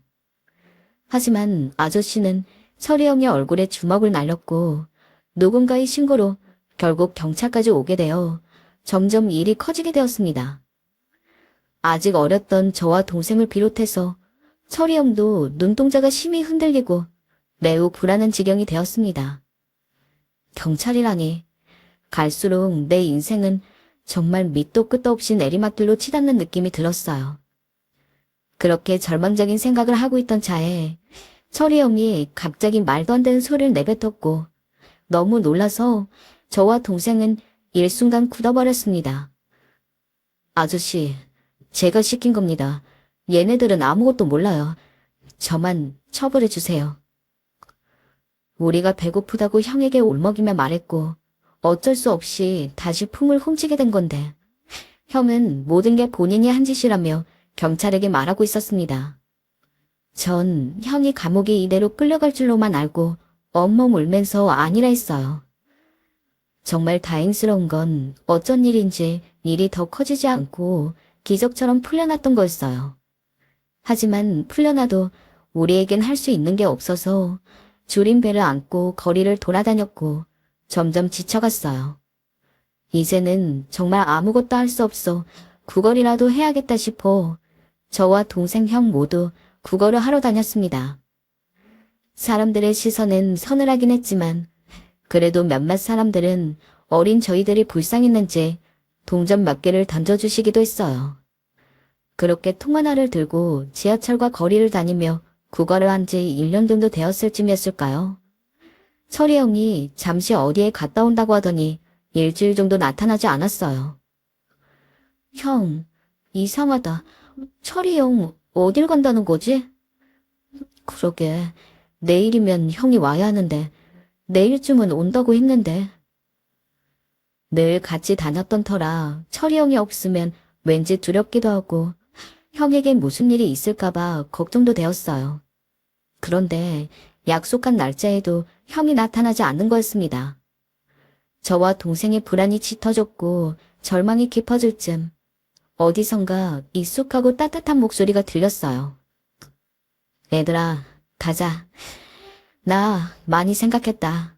너희들 이제 소매치기 하지 말고 공부해야 한다. 이렇게 살면 안 된다. 무슨 말인지 도통 이해가 안 되는데 철이 형은 한참 배가 줄인 저와 동생을 데리고 국밥집에 가서 따뜻한 국밥을 양껏 사 먹여줬어요. 그리고 다 쓰러져가는 판잣집에 데려가더니 여기를 본인이 알아봤다는 겁니다. 여기 아줌마 말로는 소 키우던 곳이라 안 쓴다고 한다. 집 구할 때까지 마음껏 있어도 된다 했어. 너네 없을 때 우연히 예전에 옆집에 살던 아줌마를 봤는데 아줌마가 날 알아보셔서 잠자리라도 주신다고 하더라고. 아줌마 따라다니며 집 보러 다니느라 좀 늦었다. 저는 그 말을 듣자마자 철이 형을 감싸 안았고 돌아와서 너무 좋다는 낯간지런 말을 했습니다. 축축하고 냄새나는 곳이었지만 여기에는 우리를 괴롭히고 때리는 아저씨나 형들도 없고 무시하는 고아원도 아니어서 그 자체만으로도 너무 좋았어요. 철이 형은 입뿐 아니라 어디서 이불도 얻어오고 부서지기 직전인 책상도 갖고 왔어요. 내가 너희들 공부시킬 거야. 공부 안 하면 다시 소매치기 되는 거다. 그러니 정신 차리고 공부해야 한다. 알겠지? 공부? 너 공부 못하는데? 난 못하는지 잘하는지도 몰라. 해본 적이 없는데. 마음 먹으면 못할 게 없어. 하자, 이제부터. 갑자기 공부해야 한다는 말은 황당했지만 어린 저희들은 소매치기로 살지 않을 수 있는 방법이라니 그저 무조건 고개를 끄덕였어요. 철이 형과 셋이서 살아가는 생활은 소매치기로 살 때와 큰 차이 없이 여전히 가난하고 넉넉지 않았지만 마음은 너무 편했습니다. 철이 형 덕분이었어요. 형은 새벽같이 나가서 신문 배달을 했고 낮에는 구두 닦기를 했습니다. 밤에는 또 열심히 배달을 나가 저와 동생이 밥도 굶지 않고 공부를 할 수 있도록 해주었어요. 찌든 노동으로 늘 휘청이는 몸으로 돌아오곤 했지만 전 그런 형을 보면서 아버지가 있다면 이런 모습일까 생각이 들기도 했어요. 형이 열심히 알아본 결과 검정고시라는 제도가 있다는 것을 알게 되었고 책을 얻어와서 공부를 시켰습니다. 누가 가르쳐주는 사람이 없다 보니 진도도 많이 느렸고 따라가는 것이 상당히 힘들었지만 그래도 하다 보니 완전히 길이 없는 것도 아니었어요. 형이 일하러 간 동안 우리는 엉덩이를 붙이고 앉아서 열심히 공부를 했어요. 그렇게 거의 5년이 다 되어가는 시간 동안 전 검정고시까지 통과했어요. 잠하다, 참으로 잠하다, 고생 많았어. 우리 지훈이 너무 기특하다. 에이, 검정고시에 통과한 날 앞니가 하나 없는 얼굴로 해멀쭉 웃으며 머리에서 스며나오는 땀을 닦는 철이 형의 얼굴은 아직도 잊을 수가 없었어요. 정말 인생에 볕이 든다는 것을 처음 느꼈던 날이기도 합니다. 왜냐면 늘 좌절과 멸시, 조롱이 제 유년기를 꽉 채웠기 때문이에요. 그런데 철이 형을 만나서 처음으로 나쁜 일이 아닌 나 자신을 잘되게 하는 무언가를 하면서 작은 성취도 느꼈고 성공을 거두게 되었습니다. 성취감을 한번 맛보고 나니 그건 그 무엇과도 비교할 수 없는 선물이었습니다. 점점 자신감도 붙었고 그렇게 동생의 검정고시도 가르쳐가면서 저는 저대로 한 단계 더 높여서 준비를 하게 되었습니다. 그러던 어느 날 형의 생일날이 되었습니다. 생일날은 우리끼리라도 늘 조촐하게라도 생일을 챙겼기 때문에 그날은 특별하게 형을 챙겨주고 싶었어요. 검정고시에 통과하게 해주고 새 삶을 살아준 사람이니 보답하고자 형이 좋아하는 미역국도 끓이고 저렴한 시계도 하나 샀습니다. 형이 좋아하겠지? 우리가 용돈 모았다는 거 알면 완전 감동받겠다. 얼른 형 기뻐하는 얼굴 보고 싶어. 언제 오지? 동생 역시 형이 기뻐할 얼굴만을 생각하며 기다리고 있었습니다. 그런데 한참 짚혀가던 제 마음의 불씨를 완전히 불어 꺼트리는 일이 발생하고 말았어요. 형이 국밥집 배달을 마치고 이쯤이면 당연히 들어오는 시간인데 밖이 한창 어두워져서 앞이 안 보일 정도인데도 기미가 안 보이는 겁니다. 왜 그런 건가 싶어 계속 신경이 쓰이고 이윽고 동생은 울음을 터뜨렸습니다. 철이 형, 왜 안 들어오지? 형. 그렇습니다. 저와 동생에게 있어 철이 형은 형이자 아버지였고 어머니였기 때문입니다.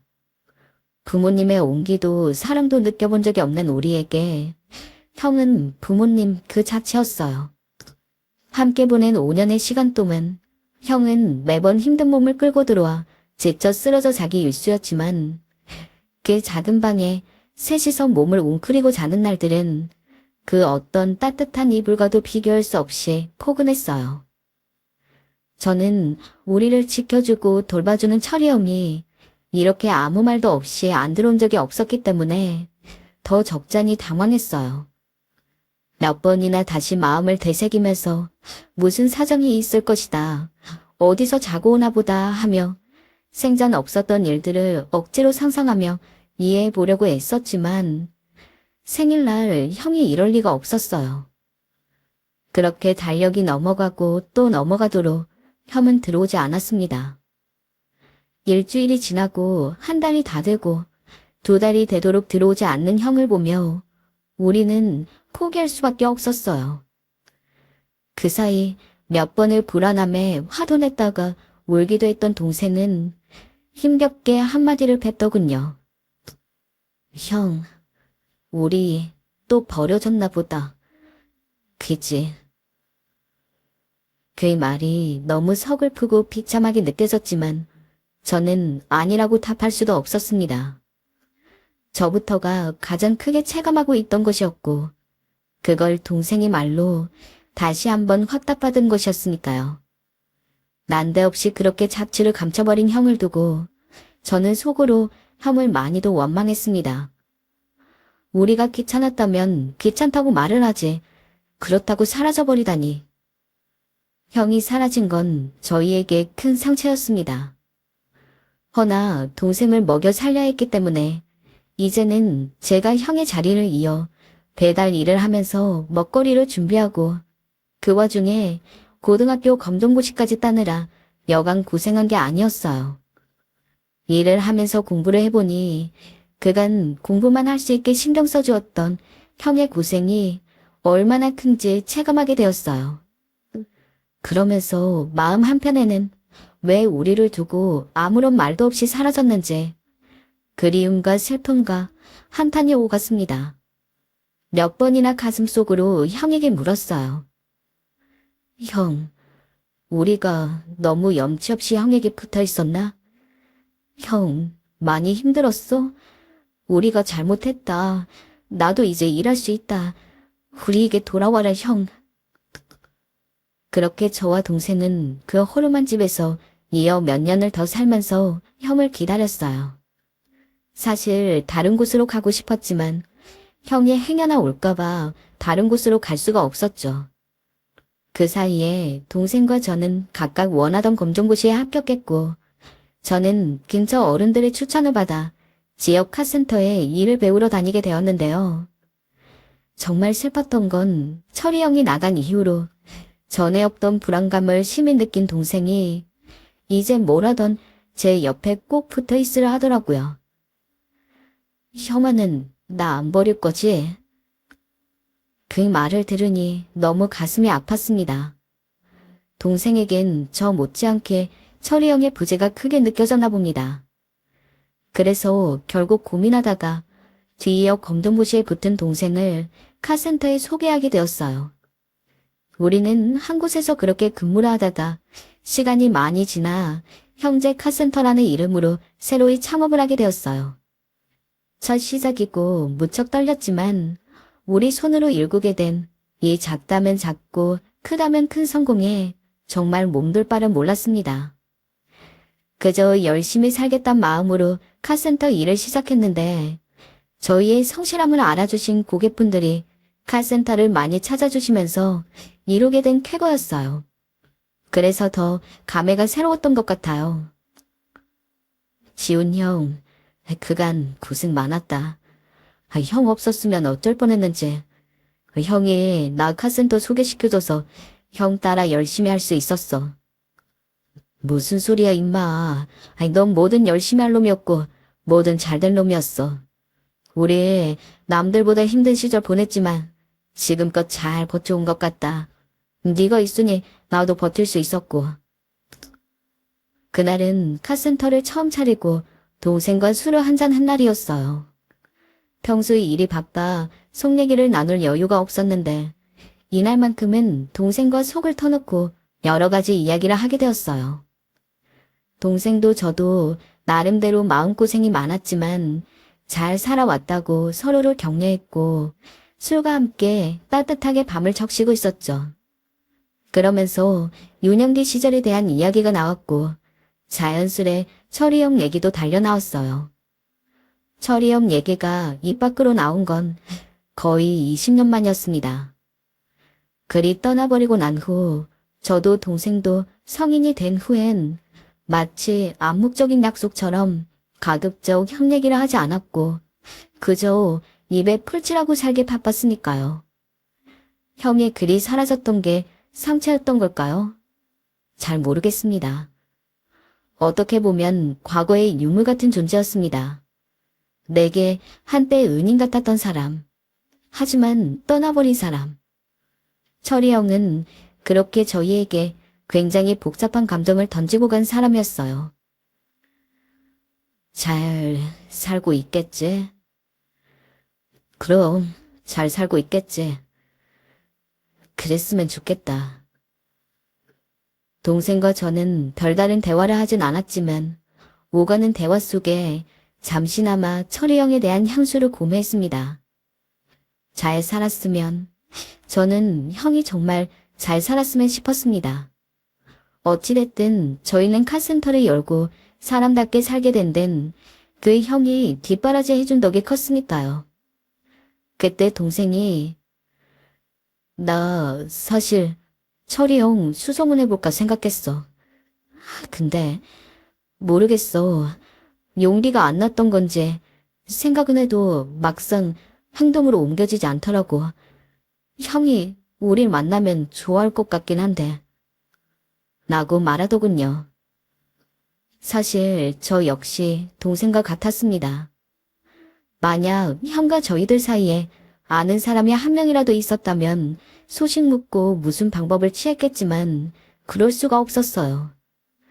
결국 흥신소를 이용했어야 하는데 막상 문 앞까지 가도 벨은 눌러지지 않았습니다. 그날은 그렇게 동생과 형 얘기를 하다 씁쓸하게 마무리되었습니다. 그리고 근 30여 년의 시간 동안 저도 동생도 각자 좋은 사람을 만나 가정을 이루었고 그 사이에 자식들도 낳았어요. 근거리에 살면서 자주 교류를 하면서 여전히 카센터를 운영하고 있고 그렇게 아이들도 열심히 키워냈는데요. 각자 가장이 되다 보니 나름의 고충도 있고 한 번도 느껴본 적 없는 가정의 온기를 지켜내겠다고 또 다른 치열함을 갖고 살았습니다. 가끔씩 동생을 만나서 가족들끼리 밥도 먹고 여행도 가면서 우리는 여전히 우정을 교류해 왔는데요. 그러던 어느 날 마음속에 담아두고 있었던 간절한 소망이 너무나 당황스럽게 갑자기 풀려버리는 일이 일어났습니다. 어쩌면 저를 낳아주신 부모님을 만나는 것 이상으로 아주 간절했고 소원했던 일이라고 할 수 있는데요. 그날은 동생 가족과 갈빗집에서 만나 아이들 자라는 이야기를 하고 카센터 별개 참업 내기를 하며 한창 시간을 보내고 있었습니다. 생각보다 많이 규모가 커졌고 직원들 사이에서도 타 지역 창업에 관련된 이야기가 나오고 있던 터라 이건 꼭 고민을 해봐야 했거든요. 그러던 중 갈빗집 입구에서 한 초라한 아저씨가 껌 바구니를 들고 힘없이 들어오는 게 보였어요. 요즘도 저런 사람들이 있네. 우리 어릴 때도 저렇게 껌 팔러 다니던 아저씨들이나 애들 있었잖아. 그러게, 어릴 적 생각이 나네. 오래됐구만. 얘네들은 모르겠지만. 이렇게 말하면서 동생은 자기 애들 머리를 쓰다듬더군요. 근데 그 아저씨가 점점 우리 테이블로 와서 말을 걸었습니다. 백발의 주름이 가득한 거의 노인에 가까운 얼굴이었는데 참 피로에 찌들어 보였습니다. 노인은 말이 겨우 나올까 말까한 힘없는 목소리로 말하더군요. 껌 한 통 1,000원입니다. 한 통만 사주세요. 옛날 생각도 나고 해서 하나 사볼까 했는데 지폐를 받는 이 아저씨에게 왠지 시선이 자꾸 갔어요. 빨리 껌을 받아야 하는데 내가 왜 이렇게 꾸물거리나 싶어 스스로도 이상하다고 생각했지만 어딘지 모르게 자꾸 기시감이 느껴졌습니다. 저뿐 아니라 맞은편 동생도 아저씨를 계속 쳐다보았어요. 그러다 그만 저는 그 자리에서 비명을 지를 뻔했습니다. 아저씨의 얼굴 언저리에 느껴지는 묘한 분위기 때문에 계속 시선을 뗄 수 없어 참 이상했는데 그 아저씨는 제가 아는 사람이었습니다. 머리로는 기억이 났는데 너무 당황스러워서 이름을 입에 머금고 그 상태로 겨우 입을 때려던 차 동생이 그만 먼저 외쳐버렸죠. 철이 형? 철이 형 맞지? 저뿐 아니라 동생도 느꼈던 것이었어요. 저는 예전부터 드라마에서 부모가 오랜만에 만난 자식 얼굴을 알아본다든지 하는 것들을 믿지 않았어요. 짜고 치는 거라고 생각했고 대본이라고 생각했어요. 하지만 사람에겐 무섭게도 직감이라는 게 있더라고요. 철이 형을 알아본 순간 속에서 알 수 없는 것이 끌어올라오면서 진정할 수가 없었고 그 자리에서 일어나 버렸습니다. 동생은 그만 바닥에 주저앉았고 철이 형은 도통 감을 못 잡는 얼굴로 저와 동생을 번갈아가며 보더군요.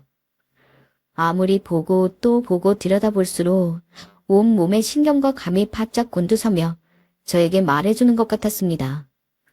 이 사람이 철이 형이 맞다고요. 푹 꺼진 눈꺼풀이 다 뒤덮여 눈동자를 제대로 볼 수 없었지만 형이 분명 맞았고 당황해서 벌린 입 사이로 하나 빠져있는 앞니는 꼭 철이 형의 모습 그대로였어요. 형, 저 지훈입니다. 얘는 지민이고요. 어? 형이 우리를 그렇게 먹여 살려주셨잖아요. 신문 배달하시고 구두 닦기 하면서 공부하라고요. 형, 우리 기억해요? 우리 이렇게 잘 살았습니다. 이제 가족도 있고 아들도 있습니다. 우리가 형 얼마나 보고 싶어 했는지 형은 짐작도 못하실 겁니다. 그제야 형의 눈시울이 조금씩 붉어졌고 형은 말을 잇지 못했어요. 그렇게 터져나오는 눈물을 추스리지 못한 채 엉엉 울며 계속해서 서로를 얼싸안았습니다. 한참 있다가 가족들에게 사정을 말하고 철이 형과 저 동생은 자리로 옮겨 술자리를 하게 되었는데 그때 겨우 묻게 되었습니다. 몇 년, 아니 몇십 년을 가슴에 두고 있었던 그 말을 비로소 입 밖에 내게 되었어요. 왜 우리를 버리고 갔냐는 거였어요. 몇 번이나 꿈을 꿨고 꿈속에서 형은 늘 답없이 사라지곤 했습니다. 드디어 실물로 만나본 철이 형은 씁쓸한 얼굴로 말을 잇더군요. 참말로 미안하다. 너희 기억할는지 모르겠는데 나 버린 어머니. 어느 날 어머니가 너무 보고 싶어서 연락을 해봤다. 그런데 어머니가 갑자기 쓰러졌다고 연락이 오길래 얼마 안 남았다는 말을 듣고 정신을 차릴 수가 없었어. 그래서 말도 없이 너희를 두고 멀리 내려가게 되었어. 근데 어머니의 임종을 보고 돌아오려고 했는데 새아버지가 날 무서운 얼굴로 붙잡더라. 갑자기 여동생을 빌미로 협박하면서 돌아가면 가만두지 않겠다고 하더라고. 싫다 했는데도 계속 붙잡고 협박을 했다. 여동생이 너무 어려서 차마 니들한테 갈 수가 없었어. 결국 나는 또 그 징글징글한 국어를 하고 소매치기를 하면서 비참한 인생을 살았단다. 니들한테 참 부끄럽다. 그래도 니들이 잘 사는 것 같아. 다행이다 참으로. 나랑은 다르게 니들이라도 잘 살아서 나도 꼭 잘 산 것 같다. 저희는 믿을 수가 없었습니다. 우리에게 그렇게 많은 것을 주려고 했던 형이 자신의 삶은 이렇게 피폐해져 있었다니. 듣고 정말 너무 애달파서 견딜 수가 없었어요. 현재는 지병을 얻어서 다리 한쪽도 절게 되었고 누가 봐도 노숙자인 모습으로 이렇게 껌을 팔아가며 빵과 우유 등으로 염려하며 살았다고 합니다. 그런데 형의 다음 말을 듣고 저는 온 마음이 와장창 무너져 내리는 것 같았습니다. 너희들이 이렇게 잘 사는 거 보니까 보기 좋구나. 나도 결혼했으면 이래 살 수 있었겠나 싶다. 근데 나 부탁 하나 해도 되나? 내일 밥 먹을 돈이 없다. 내 국밥 한 그릇 사서 실컷 사서 먹어보고픈데 오랜만에 만난 너희들한테 이런 부탁해서 미안한데 돈 7,000원만 빌려줄 수 없나? 꼭 갚을게. 철이 형은 우리에게 아버지였고 가족 이상의 것이었는데 우리에게 줄 수 있는 모든 걸 다 주려고 했으면서 자기는 저렇게 힘든 삶을 살고 있고 그마저도 국밥 한 그릇 부탁하는 게 미안해서 고개를 들지 못하고 있었습니다. 그간 형의 삶이 얼마나 처연했는지 얼굴에 잔뜩 늘어선 주름이나 쉰 목소리를 통해 알 수 있었고 매번 우리에게 밥을 먹이려고 애썼고 밤낮 없이 일했던 형의 등은 더욱 굽어 있었습니다. 어쩔 줄 몰라 당황하는 형을 보며 저는 눈물을 닦고 동생을 보았어요. 말하지 않아도 우리의 마음이 어느 정도 통한 것 같았습니다. 혹시나 몰라 동생을 불러내어 다시 한번 동생에게 의견을 물었더니 저와 일치하더군요. 전 철이 형에게 계좌번호를 알려달라고 해서 받았고 그 자리에서 바로 입금을 했어요. 너희들 이게 무슨 일이 큰돈에. 형, 고마웠어요. 이거 우리 그때 먹여주고 재워준 값이에요. 크게 갚는다고 생각해줘요. 내가 니들을 등진 내가 이 큰돈을 어째 받을 수 있겠어. 형은 금액을 확인하고 저희 못지않게 엉엉 울었습니다. 금액은 타 지역의 카센터 창업을 위해 저금해둔 1억이었습니다. 우리를 그렇게 물심양면으로 돌보아주었던 철이 형에게 우리가 줄 수 있는 최선의 것을 형에게 주고 싶었어요. 가파르고 가파른 인생 속 그래도 어딘가는 뚫려있고 아직 새삼을 살아가도 된다고 알려주었던 철이 형에게 우리도 그 나름의 대답을 하고 싶었습니다. 그리고 저희는 형을 토닥이며 헤어졌어요. 이상하게 형과 헤어지고 난 뒤에 제 삶에 변화가 생겼습니다. 형의 존재를 확인하고 형에게 은혜를 갚고 나자 어딘지 모르게 마음이 많이 가벼워졌습니다. 무거웠던 짐이 내려놓아진 것 같고 또 동생과도 형, 우리 정말 잘했다. 그지? 그러니까 카센터 새로 여는 것보다 철이 형 도와준 게 훨씬 값진 일 같아. 이런 대화들을 나누며 감사하는 마음으로 하루하루를 보내고 있습니다. 하지만 한편 가슴은 아픕니다. 저희는 이렇게 잘 되고 자식도 낳고 성공도 할 수 있었지만 형은 왜 그런 운명의 굴레 속에 들어가 그리 살아야만 했는지. 만약 시간을 되돌려 형이 어머니의 임종을 지켜보지 않았다면, 아예 몰랐다면 형의 인생은 바꿀 수 있었을지. 시간을 돌릴 수 없는 현실이 너무도 씁쓸하게 다가옵니다. 하지만 여러 생각들이 들지만 그래도 지금은 형이 다시 재기할 것만을 믿고 있습니다. 얘들아, 정말 고맙다. 이 마음 잊지 않을게. 우리 다시 만나자꾸나. 그땐 내가 밥을 사주고 싶구나. 철이 형. 얼마 전 형에게서 이런 문자가 왔는데요. 삶의 구덩이에서 만나 어떻게든 이겨보려고 했던 형의 현재가 너무나 애처롭게 느껴졌지만 저희에게 삶의 의미를 알려준 형 역시 조금이라도 그 빛을 발견하길 진심으로 바라고 있습니다. 형, 진심으로 잘 되길 응원합니다. 그리고 어두컴컴했던 유년기 시절을 밝게 비춰주어 감사했습니다. 울어